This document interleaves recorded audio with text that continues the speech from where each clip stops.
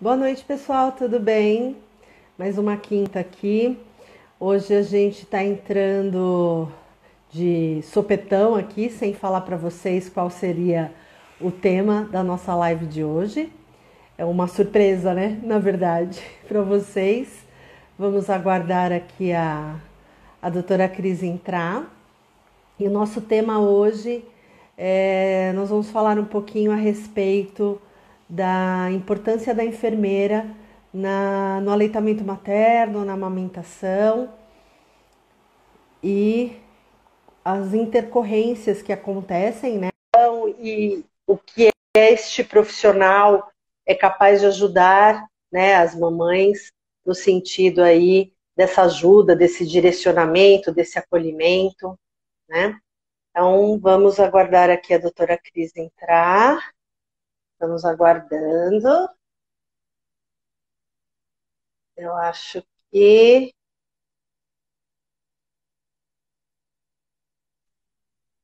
Cadê a doutora Cris? Vamos lá. Vamos adicioná-la.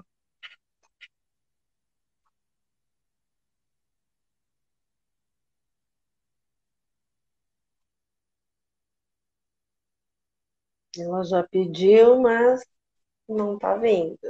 Vamos ver o que está acontecendo aí. Talvez seja a conexão dela.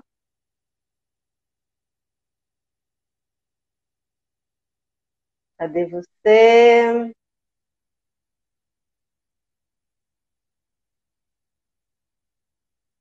Cadê você, doutora Kika? Vamos lá, de novo. Agora acho que... Olá! Oi, Carlinha, você mexeu alguma coisa aí que deu certo, porque não tava dando erro Eu aqui. saí e entrei de novo. Eu acho que era o teu sinal. Ah, Eu acho que era o seu sinal aí, entendi. ó, o seu Wi-Fi, ou Ah, o seu 4G. entendi. Eu vi aqui, eu falei, nossa, deixa eu ver o que tá acontecendo. Eu tava te mandando mensagem que eu ia entrar com o meu perfil pessoal, mas aí deu certo, tá tudo jóia, então não Acho que tem era o problema sinal, nenhum. devia ser o sinal. Aí eu saí, entrei, É, excluí, né, o teu chamado e te chamei de novo. Aí te adicionei de novo. legal, então. É o seu Correria Wi-Fi. hoje, né, Carlinha? Já voltamos aí os trâmites, né? É o seu Wi-Fi, que estava rodando agora. Tá rodando, agora deu certo? Deu certo? Agora eu tô te Tá ouvindo. bom. Tá bom. Eu coloquei aqui no 4G, vamos ver se fica bom assim. Tá bom? Senão eu faço igual outra semana que eu fui pro lado lá do Wi-Fi. É isso aí. Deixa eu fixar nossa live aqui. A importância da enfermeira, né? Ixi, será que vamos ter Ixi, assunto hoje? ixi, vixe, vixe. Na amamentação. O que que este profissional, né, é capaz aí de ajudar, né? Essas nossas queridas mamães e esses queridos bebês, né? Exatamente. Exatamente. Fiquei feliz com o que você me contou agora há pouco aí do nosso paciente. Fiquei muito feliz. Pois é, né? Eu não reconheceria nem a foto dele. Eu fiquei impressionada. Falei, poxa, a Carlinha reconheceu o bebê assim? Porque ele tá muito diferente, né? Mas os olhos dele, assim, ele é a cara do. Bonitinho, tá ótimo. A gente tinha lutado bastante para essa amamentação, né? E daí a mãe, em algum momento, se sentiu esgotada, vencida, e falou: Nossa, agora então tudo bem, vou me render à complementação, à mamadeira. Só que foi engraçado a fala dela, sabe, Carlinha? Ela falou assim: Nossa, mas dá muito mais trabalho fazer a mamadeira do que dar o peito mesmo. E aí, um certo dia, ela falou assim: Ah, quer saber? Vou pegar ele, colocar no peito de novo e vamos ver o que acontece. E daí foi. O bebê ficou super bem. Então, hoje ele tá precisando, ele usa uma. de 1 a 3 complementações por dia. Mas muita coisa ela mesma falou que ela não estava reconhecendo algumas coisas novas dele, ela estava interpretando como fome e acabava dando a complementação. Então, aquele negócio do bebê perder o interesse, voltar, ver o que está olhando e voltar, ficar mamando, aí puxa o bico, sabe? Ela achou que isso era porque estava com pouco leite, daí ela dava complementação. Mas ela mesma percebeu que não era isso o problema e acabou deixando ele só no peito. Então, ele tá indo super bem, tá indo super bem. O mamilo dela não é dos mais bonitos, ele ainda tem um pouquinho de lesão, mas ela não sente dor alguma mais. Mas Então, aí eu falei para a gente sabe que tem uma correção aí da osteopatia também, né? A gente já tinha indicado. exato, exatamente, que precisa, né? Então, vamos ver aí se eles retornam lá. E é o que eu falei para ela, segura aí um pouquinho, que ela até falou assim, nossa, eu tenho até a gente vai falar até, né, do laser, ainda tem um laser em Aveira aí, você acha que eu faço agora? Eu falei, tá tudo bem, né, vamos segurar esse laser, porque o que acontece? A região do jeito que tá, é uma região muito...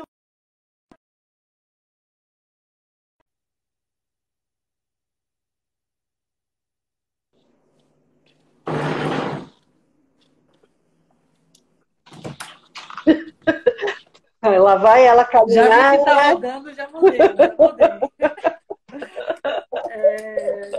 Não tem jeito, eu fidelizei aqui com esse lugar. Aí eu falei para ela, fica guarda na manga essa situação, Sim, porque a gente pode ter uma infecção fúngica, e se você tiver uma infecção fúngica, a gente pode tratar com esse artifício, né? sim, Então, sim. vamos lá. Acho que você também daqui a pouco vai ser acionada. Não tô assim, não. Mas Estamos de volta pro jogo. mas é aquilo que você acabou de falar, né? Que ela disse que ela identificava alguns comportamentos como fome, né? E achando que o leite estava sendo insuficiente, ela acabava complementando, não. E aí, essa é a minha fala sempre para as mães, que é uma construção de relacionamento, de identificar o que essa criança está pedindo, né? E a maneira dele solicitar, muitas vezes, é um choro. E a mãe acaba achando que o choro é a fome. E não é, né? E essa construção desse relacionamento, quando ele chora, quando ele tem algum desconforto ali por gases ou por cólica, ou porque ele recebeu muito estímulo e ele precisa dormir, ele está irritado porque ele precisa dormir.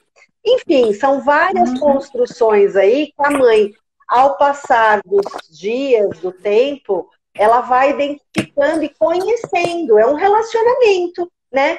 É um namoro muito de pertinho mesmo, para ir conhecendo o que ele está solicitando. Ele ainda não sabe verbalizar em palavras, mas em atitudes, em choro, em irritabilidade, né? Então, essa minha fala é muito presente em relação à amamentação, né? Porque a amamentação não é só trazer a criança para o peito, ela vai muito além da pega, da vedação correta, do padrão de sucção, da mamada efetiva.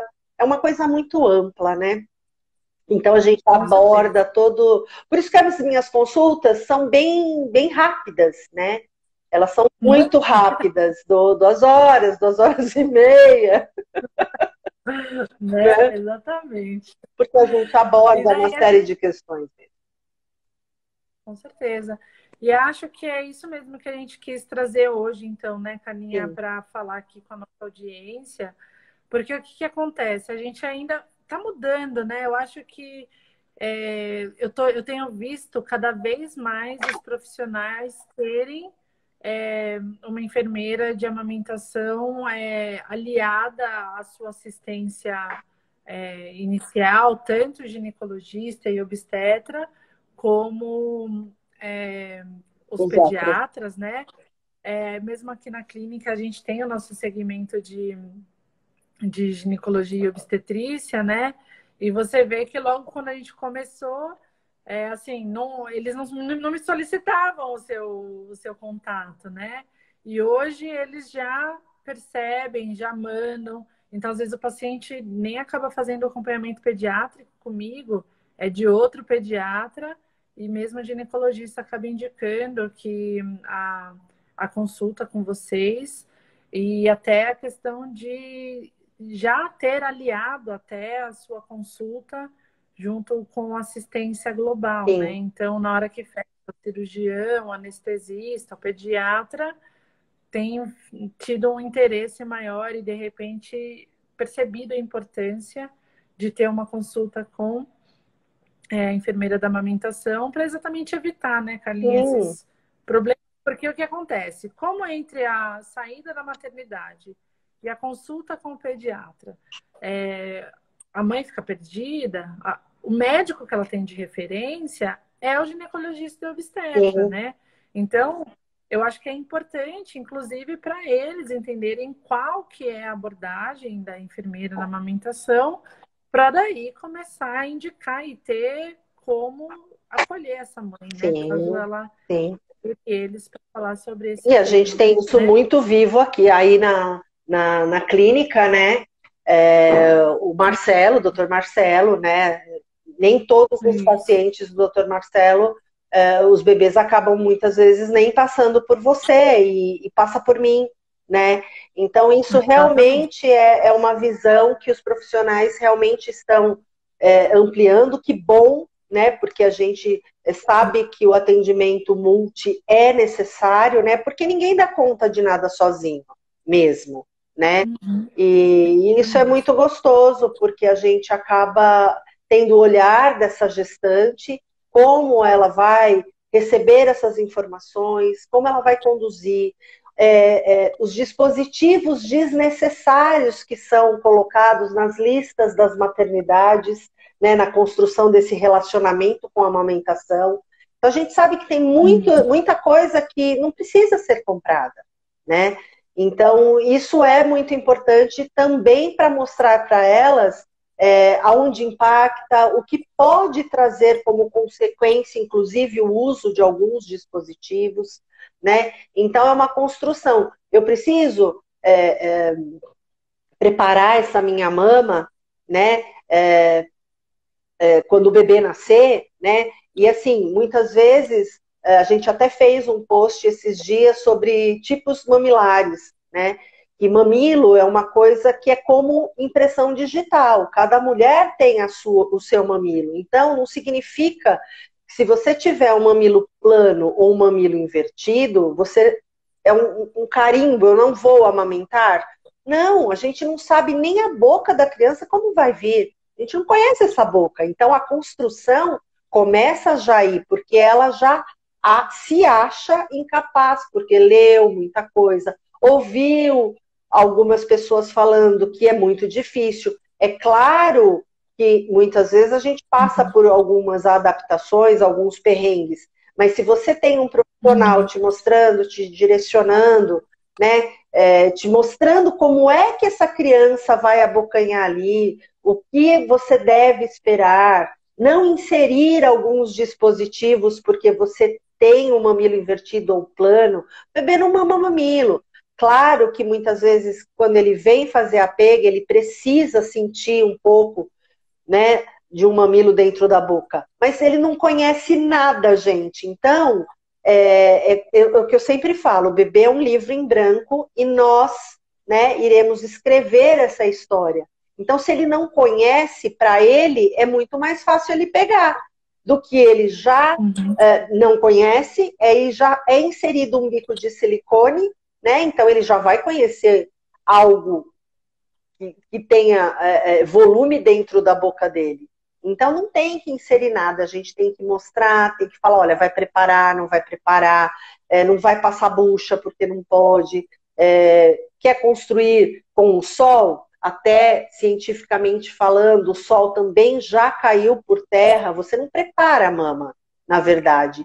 O que a gente prepara é esta mulher, empoderar essa mulher de informação para que ela amamente de uma forma mais efetiva e mais correta, empoderando de conhecimento para ela conhecer o corpo dela e saber o que esperar e como conduzir as coisas, né? E ter realmente o pediatra associado, o ginecologista e o obstetra dela associado. Então, uma equipe junta mostrando para ela o que vai acontecer em sala de parto, o que ela tem que esperar desse bebê quando esse bebê for lá para o alojamento conjunto,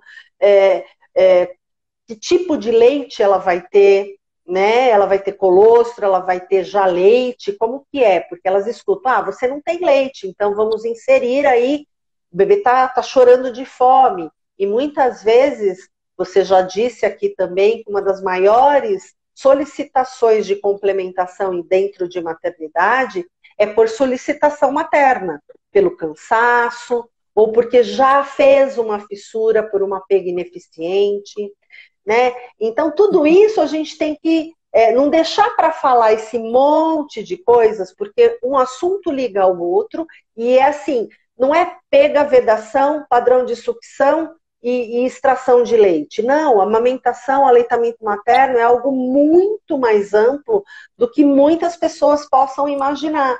Uma coisa linka a outra. O próprio padrão de ansiedade desta mãe, desta família, desse pai, e as pessoas falando coisas, faz assim, faz assado, isso impacta.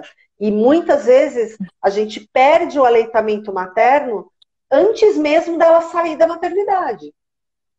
Então é muito importante essa construção. Por isso a enfermeira, né, e o pediatra também, é que o pediatra ele vai abordar um pouco mais da parte de desenvolvimento, toda a parte de sala de parto, vacinação, né? Agora, a amamentação, ele vai dar uma pincelada, mas falar efetivamente tudo a respeito de amamentação, o que esperar, realmente é o enfermeiro, né? Porque é a nossa vivência, a promoção da saúde, a promoção do aleitamento materno e a prevenção, né, dessa mulher não ouvir que ela tem que fazer livre demanda com a mamadeira, né? Porque a gente escuta isso.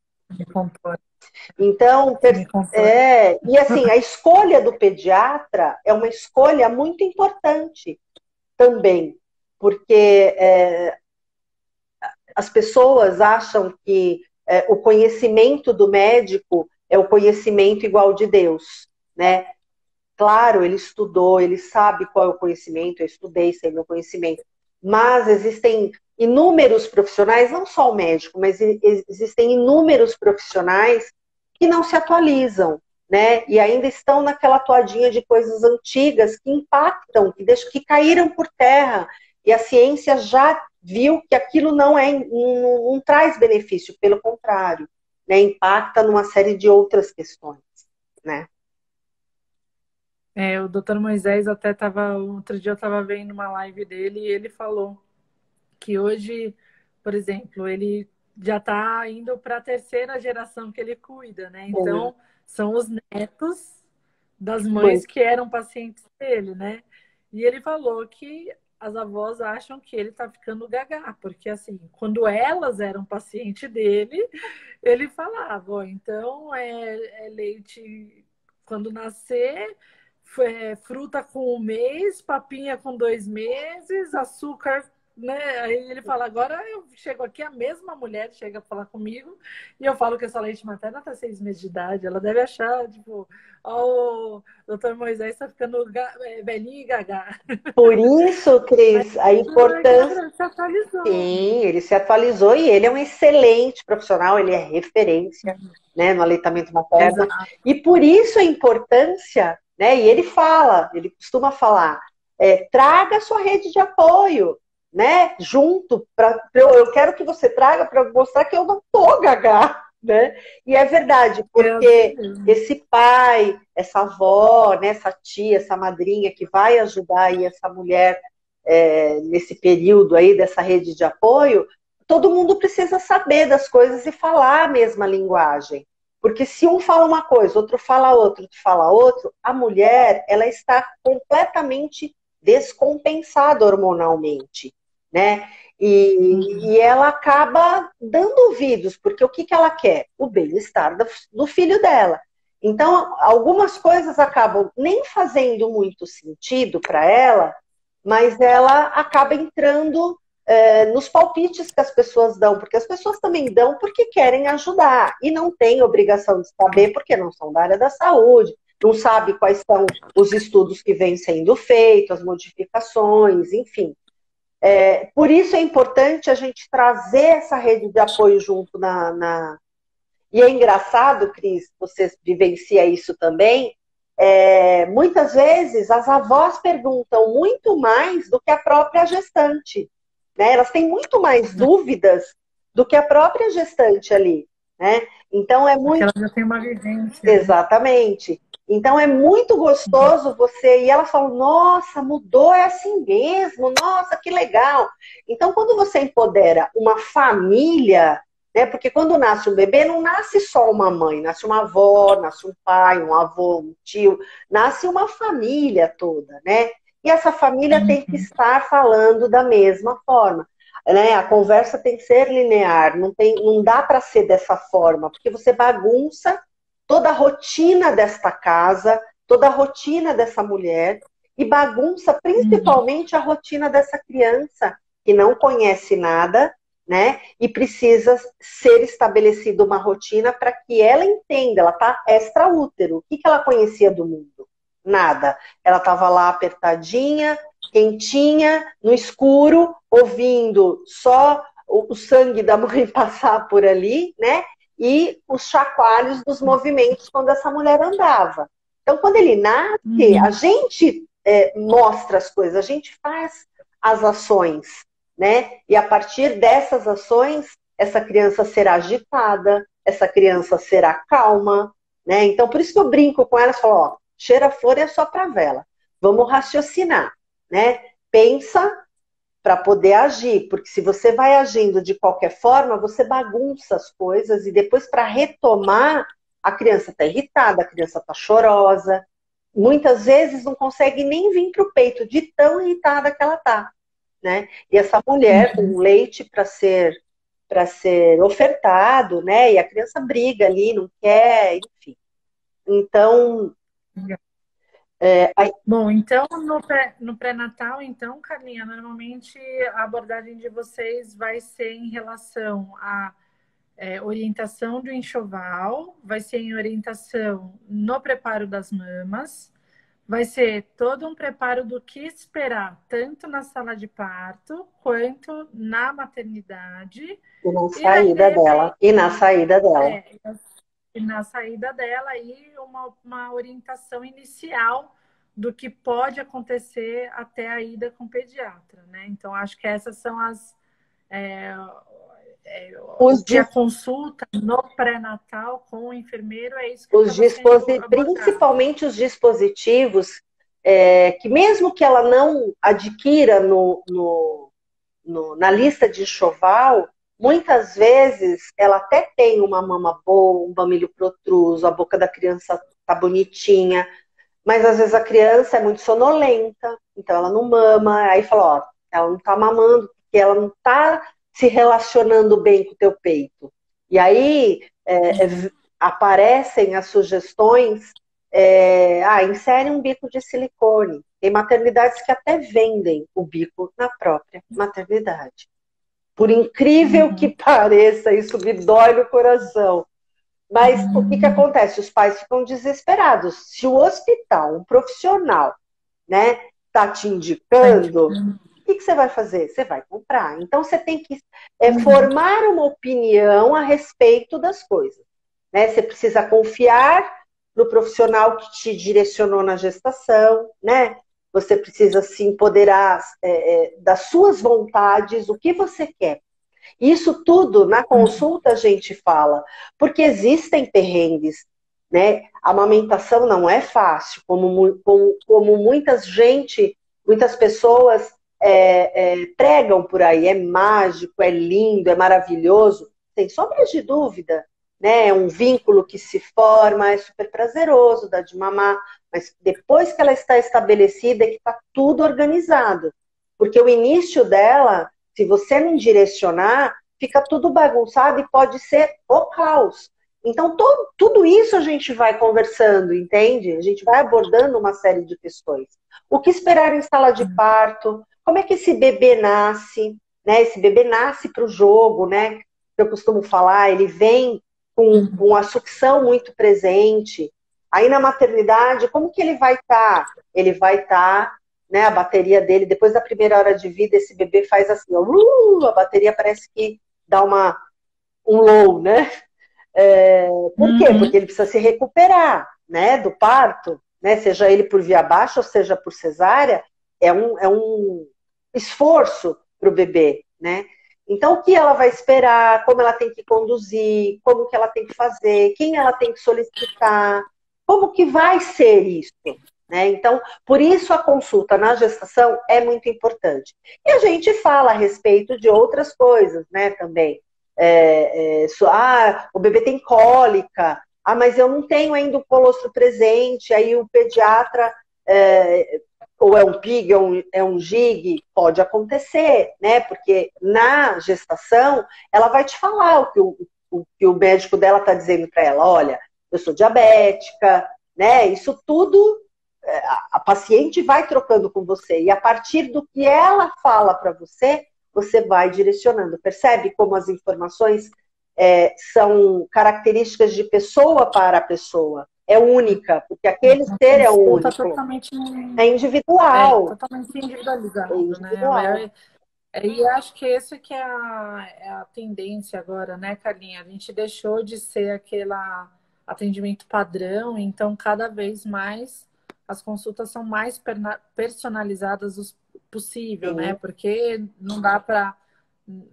cada uma realmente tem uma situação, né? Então a gente pode ter uma ideia do geral e daí você vai falar as especificações, né, de cada paciente. Sim, eu atendi, só para exemplificar, eu atendi recentemente uma paciente que ela era cardiopata, né?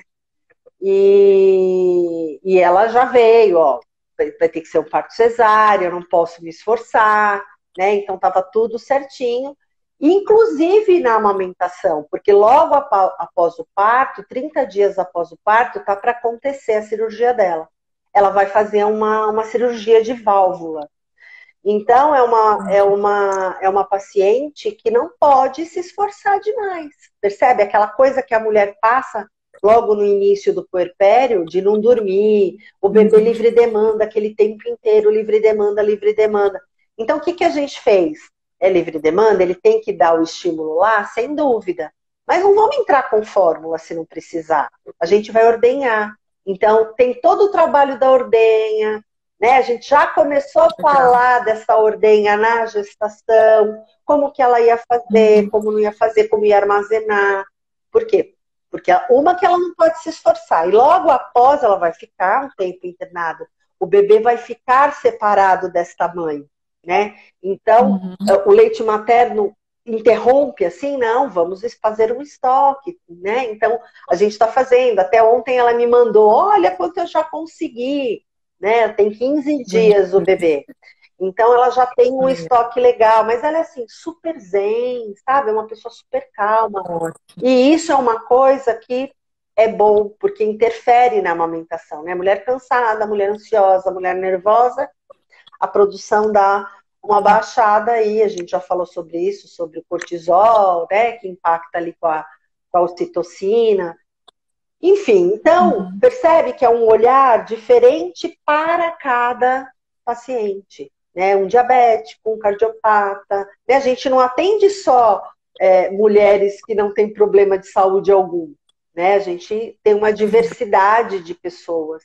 E esse olhar é muito importante do profissional que está atendendo, né? Então, o pediatra, talvez a ideia, não sei, cabe cada profissional, seria de complementar. E ela, na primeira consulta comigo, ela não tinha pediatra ainda. Ela falou para mim, eu não quero dar fórmula. Será que eu consigo? Eu falei assim, por que não? Confie no seu corpo. Confie na sua capacidade de produção, né? Se não for possível, tá tudo bem complementar misto. Ou se não tiver, da complementação láctea. O importante é a criança também estar bem, né? Mas ela falou, não, eu vou conseguir, super otimista, sabe? Muito, muito bacana. Legal. Isso faz toda a diferença, né? Toda. Uma coisa que eu tenho usado bastante também, Carlinha, até os nossos próprios vídeos, né? Para quem acompanha a gente e não sabe, os vídeos que a gente faz aqui, as lives que a gente faz aqui, elas sobem para o nosso canal do YouTube, e daí é um vídeo que você consegue compartilhar de uma forma muito fácil, né? Você manda pelo WhatsApp. Sim.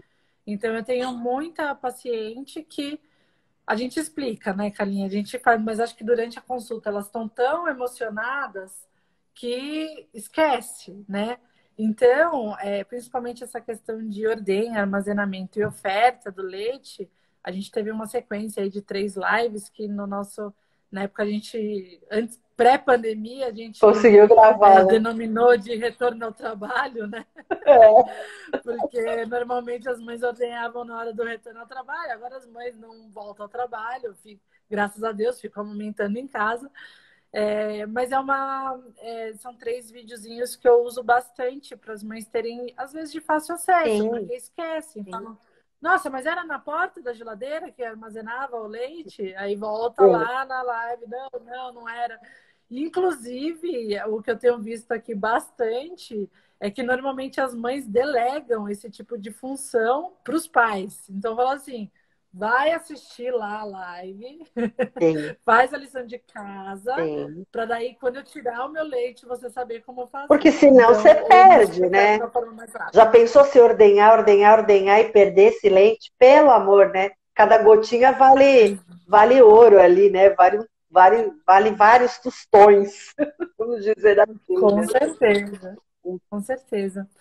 E depois da alta, Carlinha, quais são as medidas que normalmente a enfermeira da amamentação faz no pós-parto, né? Porque às vezes eu falo para você, eu falo, nossa, estava tudo bem, mais o coto umbilical, aí você fala, nossa, mas eu tinha falado sobre como fazer os cuidados do coto umbilical. Sim. Então, a consulta da enfermeira no pós-parto lógico, tem um monte de questão relacionada à amamentação que você pode explicar aqui em relação a laser e tudo mais, a manejo de pega, enfim, tudo que vocês fazem, mas também tem uma questão de outros cuidados, né, Caninha? De cuidados básicos com recém-nascido também. Então, conta pra gente um pouco como é que é essa sua consulta aí pequena de 3 horas que você faz no pós-parto.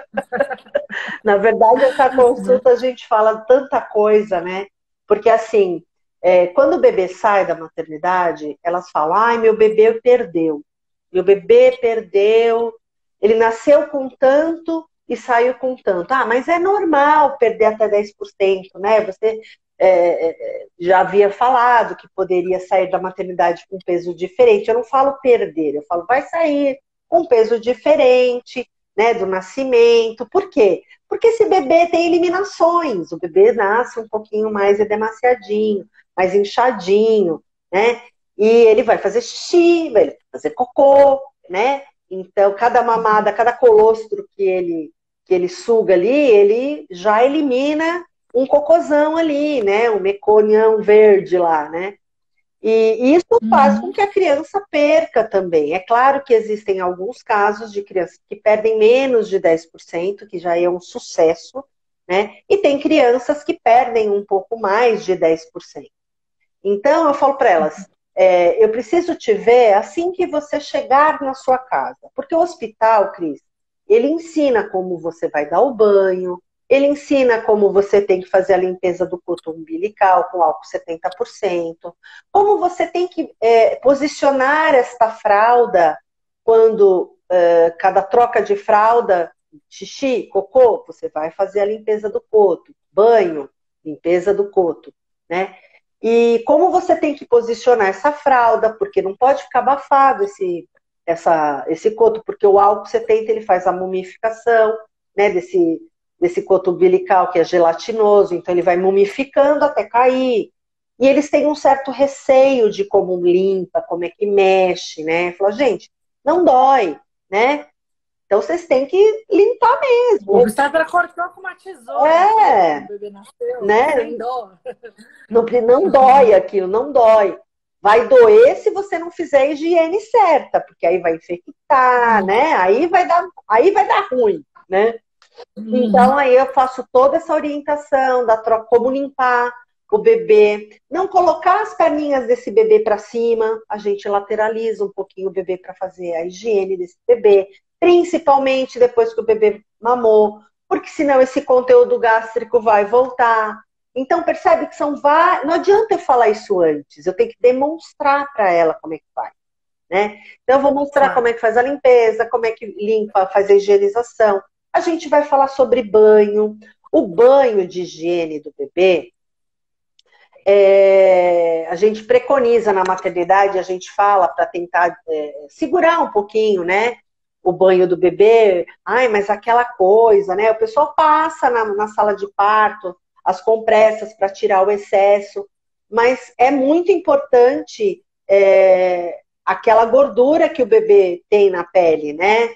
Então, esse banho pode ser até adiado na maternidade no último dia, por exemplo, se for o caso, se eles desejarem. Porém, vamos fazer um plano de parto junto com o seu pediatra para demonstrar as suas necessidades, o que você deseja na maternidade, para a equipe saber, né, o que você quer e por que você quer. Por que você não quer dar o banho logo que nasce? Né? Você precisa saber o porquê. Eu tenho até pacientes, Carlinha, que eles estão... É o segundo filho, né? Então já tem a experiência do primeiro filho, já sabem como dar banho. Eles estão preferindo não dar banho na maternidade. Eles estão preferindo dar o banho em casa. Como tem a questão da pandemia, né? Então, assim, sempre que você chega em casa, você vai acabar dando um banho no bebê. Então, aí eles estão optando por já dar no ambiente de casa, eles já sabem como é que procede, né? Já tiveram experiência do primeiro filho, então muitos deles já estão optando por essa forma. Quem é o primeiro filho já é mais difícil de ir para casa sem ter esse primeiro banho. Porque eles querem que demonstre, né? E também tem uma questão, Cris, que existem algumas maternidades que os pediatras acabam pesando um pouco nos pais. Imagina, não dá para ir embora sem o primeiro banho. Então, muitas vezes não se consegue. Não é toda maternidade que libera sem o primeiro banho, né? Então, por isso o plano de parto é necessário, né? Para que você demonstre o que você deseja aí. E aí, quando vai para casa, a gente vai falar a respeito do banho. Tem crianças que são agitadas, né? Somos seres diferentes. Somos seres únicos. Então, a gente eu sempre costumo falar, olha, elabore um horário para você dar o banho no seu bebê. Como você vai ter uma rede de apoio, seja o marido, seja quem for, esta criança precisa ter uma rotina, ela precisa identificar o que é o banho de higiene, o que é o banho, vou falar sobre o banho de imersão para acalmar essa criança. Então, esse bebê é livre demanda. O bebê vai para casa, a mulher vai para casa, tem a descida do leite. E esse bebê não sabe o quanto ele quer mamar. Ele quer mamar, ele quer sugar. A sucção no bebê é muito presente. Ele conhece o mundo pela boca. Então, a sucção ele tem medo, ele quer sugar. Ele se sente não aconchegado, ele quer sugar. Ele sente que ele vai cair com um reflexo de Moro, ele quer sugar. Então, a sucção é muito presente, por isso a livre demanda. Então, o bebê vai se acostumando com esta livre demanda, por isso as mulheres ficam muito cansadas. Então, sobre isso, a gente também fala lá sobre a livre demanda, e o que é e o porquê. E o porquê da livre demanda. Porque o bebê, quando nasce, os 3 primeiros meses, é uma adaptação fora do útero. É a tal da esterogestação, né? Então, a gente explica a respeito da esterogestação, o que é, o que não é. Isso não adianta, a gente fala algumas coisas, mas é muito presente dentro do puerpério isso. Porque elas vivenciam isso. Fora os picos de crescimento e os saltos de desenvolvimento, que também são presentes no 7º dia de nascido do bebê. Né? Que o bebê tem muito mais. Falou, nossa, mas ele não sai do peito. Eu tiro, ele chora, ele quer voltar. Ele tem uma necessidade maior de sucção. Claro, ele está crescendo, ele está se desenvolvendo, ele precisa dessa nutrição. Né? Então, não é inconsciente dele, né? É a natureza, né? Somos mamíferos, né? Então, isso é muito presente. Então, instaurar uma rotina se faz necessário. Então, você vai instaurar uma rotina para dar o banho de higiene nessa criança, você ativa, embora a água quente relaxe essa criança, você está ativando as células dessa criança. Você está passando sabonete, você está lavando a cabecinha, ou seja, essa criança está sendo ativada, vamos dizer assim, está ligando um botãozinho nela, né? Como é que você quer que essa criança sossegue, durma, se você está dando estímulo para ela? O banho é um estímulo.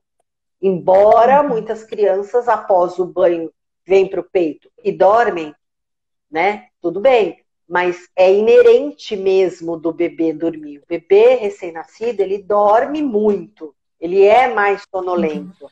Né? E ele precisa dormir mais para não perder muitas calorias, né?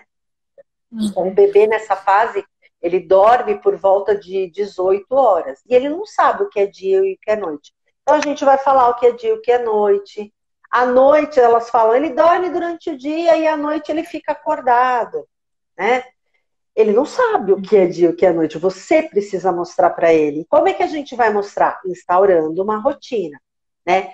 E aí, como é que a gente vai fazer essa rotina? Vamos dar um banho de imersão, da água quentinha, sem ativar, só para ele sentir aquela água quentinha.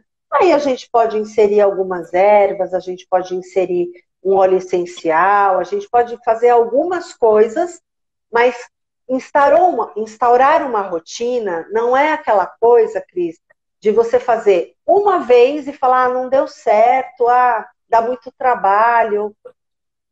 Né? Rotina Sim. Você instaura com o passar dos dias. Né? Faz 1, faz 2, faz 3, faz 10. Né? E a criança vai tomando aquilo como verdade. Opa, depois disso eu mamo e a criança realmente relaxa e dorme. E a gente entra aí com a aromaterapia, a gente entra com a cromoterapia, a gente já falou da luz vermelha aqui, né? Para dar o rebaixamento lá da criança, para o cérebro. Neural, isso. A gente já falou sobre essas coisas. Então a gente instaura aí um monte de coisas. E a gente vai falando, e uma coisa vai puxando a outra. O bebê, aí vem a amamentação. Como é que eu vou preparar essa mama? Eu preciso preparar a mama para ele vir para o peito? Precisa. Por quê? Porque quando você estava lá na maternidade, você tinha colostro, que é uma quantidade muito pequenina e é uma quantidade efetiva para o seu bebê. Por quê? Porque eu falo que a natureza realmente ela é sábia. Porque a capacidade estomacal do bebê é muito pequenininha. Então, ele não conseguiria mamar muito mesmo. E o colostro é muito importante por conta de imunoglobulina, a primeira vacina natural do bebê, enfim, o colostro é magnífico. Então não é legal se perder esse colostro, precisa colocar o peito na boca do bebê. O bebê precisa mamar na maternidade. Ah, mas eu não tenho quase, não tem problema. Eu costumo dizer que é um treino, para quando ele estiver em casa, ele já sabe como é que põe a boca, como é que suga, como ele vai se comportar com essa língua, né? Então, é um treino lá para ele jogar o jogo decisivo quando ele chegar em casa, porque a mulher vai ter essa descida do leite, né? Então, quando ela tem essa descida do leite, o corpo desce esse leite de uma forma desenfreada, Cris, né? Por quê? Porque ele ainda não sabe qual é a demanda dessa criança. E essa demanda é pequena. Por isso que as mulheres engurgitam, por isso que essas mulheres fazem fissuras, né? Então, o bebê não dá conta de esvaziar essa mama logo que ele chega em casa. E muitas vezes eles não conseguem esvaziar por um longo período, de 15, 20 dias até, né? Então você precisa preparar essa mama para que ele venha e faça uma pega correta. Porque se a sua mama está muito cheia, a sua parte areolo-mamilar fica tensa e a pele estica. Então o bebê vem, põe a boca, escorrega e mama mamilo. Por isso, as escoriações e as fissuras. Então essa mulher precisa, sim, preparar essa mama. E aí eu vou ensinar como é que ela vai preparar. Muitas vezes o bebê vem e não consegue, muitas vezes não, a grande maioria das vezes. Vem e não consegue esvaziar, ela vai ter que ordenhar um pouco. E se essa mulher está com o mamilo escoriado ou fissurado, eu proíbo a bombinha. Porque a bombinha faz uma pressão negativa e impacta no que já está ruim. E aí abre mais esse tecido, né? Então, a ordenha na mão mesmo. Aí eu ensino como é que faz essa ordenha na mão, né? A melhor bomba extrator é a boca da criança. Então, se você preparar essa mama, deixar aquela parte areolo-mamilar com elasticidade para ele encontrar o ambiente adequado e ele mamar, e o que não conseguir esvaziar, você ordenhar, tá perfeito. Aí a gente entra com uma estratégia de ganho de peso. Existe uma estratégia de ganho de peso. A gente vai falar a respeito dos 80% do leite, o que é água, imunoglobulina, tal, e o leite gorduroso. Eu não gosto de falar leite anterior e posterior, porque parece que o leite anterior está na frente, o posterior está na mama, lá grudado no... Não é bem assim, né? O leite posterior é aquele que está grudado na parede do alvéolo. E conforme o bebê vai mamando, ele vai desgrudando, misturando com outro leite, e vai tudo junto e misturado, né? Então, a gente vai falar sobre o padrão de sucção, a gente vai falar sobre a efetividade da mamada, como é que o bebê se comporta mamando, como que ele vem ao seio na hora que ele começa a mamar. Ele está matando a sede, então ele tem um padrão, né? Depois ele muda esse padrão, como que é esse padrão. Então, percebe? E aí você precisa acompanhar essa mamada para mostrar para a mãe e falar, olha, ele está mamando rápido e curtinho. Daqui a pouco ele vai mamar diferente, né? Então vamos observar juntas. Isso varia de criança para criança, né? De binômio para binômio. Então a mãe vai identificando isso, né? E a gente vai daí entrando com estratégias de ganho de peso para quando chegar lá na pediatra, porque é uma adaptação, o bebê nunca mamou. Então, é plausível que ele não ganhe peso, né, Cris? Até chegar na pediatra, ou até 15, 20 dias. É até natural que ele não ganhe peso. Desde que ele esteja recheando as fraldinhas de cocô e de xixi, o desenvolvimento esteja acontecendo, perímetro cefálico acontecendo de forma adequada, tá tudo bem. E o pediatra, que é pró-aleitamento materno, ele vai entender isso e vai acompanhar. Fala, então a semana que vem você volta de novo, né? Então, eu até falo para ela, se não ganhar, né, porque a Sociedade Brasileira de Pediatria preconiza-se aí de 25 a 30 gramas por dia. Se não ganhar e manter, já é sucesso. Então aí a gente vai entrar com uma estratégia de ganho de peso aí, para quando chegar lá no pediatra, ter ganhado pelo menos um pouquinho, né? E aí o acompanhamento vai se estabelecendo, né? E se essa mulher tem uma fissura e ela fala, não aguento dar de mamar, como é que eu vou fazer? O laser é uma ferramenta maravilhosa, eu falo que é a varinha de condão da enfermeira. Mas é uma ferramenta que deve ser utilizada de maneira criteriosa. Por quê? Porque não adianta você fazer o laser, aplicar o laser, se você não associa o ajuste dessa amamentação, o manejo dessa amamentação. Porque senão você enxuga gelo. Você vai lá, faz o laser, a criança pega errado, tem uma vedação errada, tem um padrão de sucção ineficiente, ele vai fissurar de novo, né? Então, as promessas aí de que o laser fecha tecido, ele fecha. Mas ele tem que ser coadjuvante com esses ajustes, porque senão não adianta nada. E se usado de uma forma não correta, ele pode até piorar a fissura, né, Sem Carlinhos? Se ele é dúvida. manejado por alguém que não tem Habilidade, experiência, né, habilidade, ele pode piorar sem também, né? dúvida. E ele também pode ajudar na questão do tratamento de candidíase também, né, Carlinhos? É Sim. uma questão que também dá para fazer, né? O É laser, impressionante. o laser, É impressionante como tem aumentado o número de mães com candidíase mamária. Tô bem observando isso e eu ainda acho que tem muita questão em relação à alimentação materna, viu, Carlinha? é, Né? Não é, tem jeito, é, tem que tirar o é, açúcar, tem que tirar a farinha é. branca, para quando a gente só resolve isso. Tem mãe que você faz laser, que você passa O antifúngico tópico, você oral, toma, ela toma oral e não resolve, ele fica lá recorrente. Não isso. tem jeito, gente. Precisa cortar E você sabe a farinha branca e o açúcar. uma coisa que eu identifiquei também, eu não sei se já aconteceram com algumas pacientes, e até preciso entrar para ver se tem algum estudo científico que fale a respeito disso. Se você souber, mulheres que tinham candidíase vaginal com recorrência, né, antes de engravidar e tudo mais, por conta de hormônio, por conta de anticoncepcional ou do próprio Mirena, do próprio DIU. Então, o que a gente percebe é que essas Tem mulheres comprovação isso, sim, têm, Carlinhos. né? Tem comprovação, sim. Que a parte hormonal da coisa, ela desencadeia, né, a candidíase. E a mulher, né, quando ela está amamentando, claro, a gente identifica que as mulheres do puerpério, elas precisam do açúcar, elas precisam do carboidrato, né, porque parece que aquilo aconchega elas.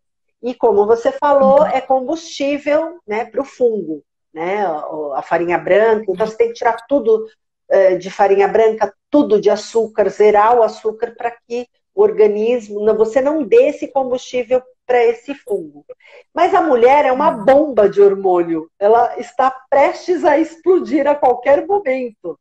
Ela é hormônio puro, ela tem prolactina, ela tem ocitocina presente, muito presente, ela tem cortisol presente, ela tem adrenalina presente, porque a vida da puérpera é o nervoso, é a ansiedade, é o medo de não dar conta, é o estresse, né? Então, ela é uma bomba de hormônio. Então, aquela mulher que tem a candidíase, que ela usou a concha, esse é o único... Colonizada, né? Colonizada, Exatamente, né? Exatamente. E ela ainda associa um dispositivo, que é a concha, aí danou-se tudo, né? Eu atendi hoje uma mulher com candidíase, fizemos um PDT, inclusive, e assim, o PDT ele é muito eficiente, e eu gosto muito de fazer o PDT, e dependendo de como está essa evolução dessa candidíase, eu gosto muito de usar o LED, porque o LED ele hidrata aquela parte, né? E ele tira um pouco aquele desconforto que a mulher sente, porque fica até um edema na parte areolar, dependendo do grau dessa candidíase, né? Então eu gosto muito de intercalar, fazer um PDT num dia, no dia seguinte fazer um LED. PDT, um LED, porque a gente acaba melhorando o desconforto dela, não só a cândida, né, como um todo. E ressaltando que a gente precisa tratar a criança também, porque senão a contaminação cruzada permanece, né? Então, a mulher está sendo tratada, a criança também tem que ser tratada. O pediatra normalmente prescreve algum antifúngico para ser passado na mucosa oral da criança, porque o laser tem alguns estudos que podem... E na fralda também precisa passar também. Não adianta só tratar a boquinha do bebê, tem que tratar o bumbum também. Sim, e aí no bumbum a gente consegue fazer o LED, né? na parte anal ali do bebê, porque ele é muito presente, então ele faz aquela irritação toda, né? Então o LED é muito, muito, muito bom para o bebê nessa parte, mas não na mucosa oral, eu não faço, porque a gente não sabe como pode reação alérgica. Isso, uma reação alérgica ao PDT. Então eu não faço, mas aí o pediatra entra com antifúngico e na fralda também, mas a gente também faz o LED, né? Então é muito eficiente, o laser é bem eficiente e o LED também.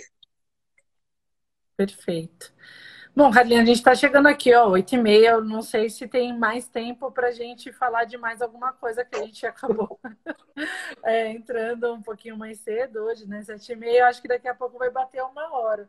Acho que qualquer coisa que a gente for falar mais aqui não vai dar tempo. A gente vai se estender, Mas eu acho que ficou bem claro aqui, né? A gente ficamos aí 1 hora falando sobre a importância da enfermeira de amamentação, tanto no pré-natal, na condução do pré-natal, como depois no pós-parto, né? Sim. Então, só para não deixar dúvidas, né? Igual eu falei hoje lá que a gente estava discutindo o caso, que quando eu perguntei se alguém indicava algum outro profissional, e aí a gente tem o Team Carlinha, né? Que todo mundo indicando a Carlinha para atuar.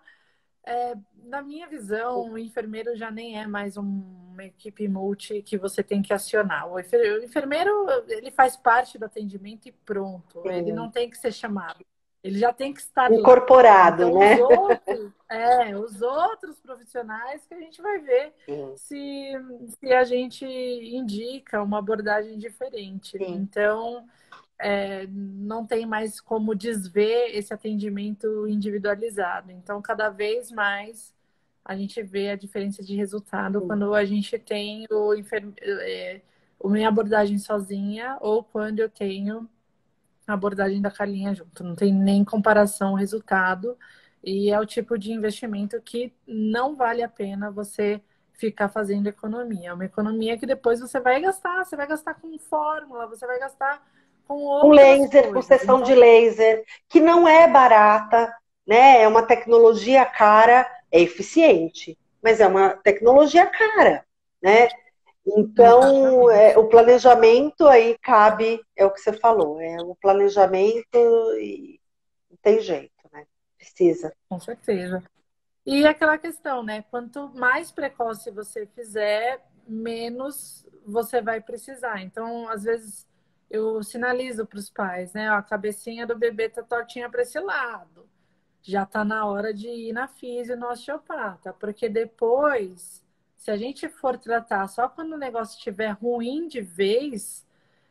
pode impactar em outras coisas, né?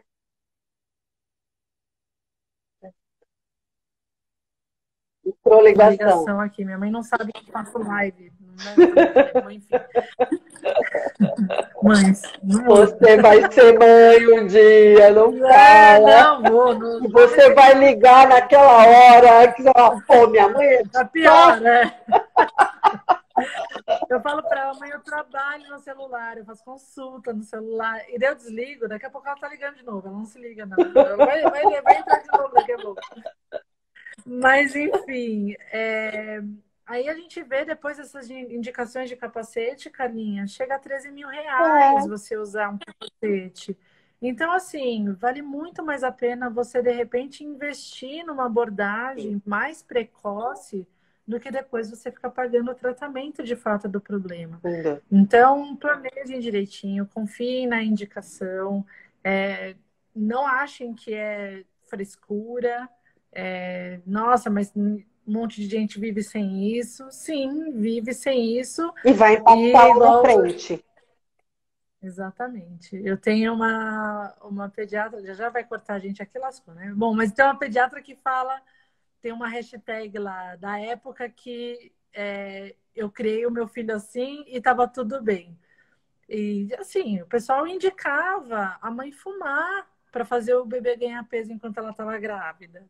Tem uma propaganda que ela mostrou, Carlinha, de leite condensado, leite moça, o melhor leite para o seu filho. Eu vou te encaminhar essa. Ela fez uma série de publicação no Insta. Ela falou assim, hashtag Vai o que eu fiz cair. com meu filho e ele não morreu. É, mais ou menos Gente, isso. vai cair. 10 segundos para cair. Me manda que eu quero essa. Gente, um Mas beijo. assim, Até gente, até segunda. segunda. Beijo. Tchau. Tchau, tchau.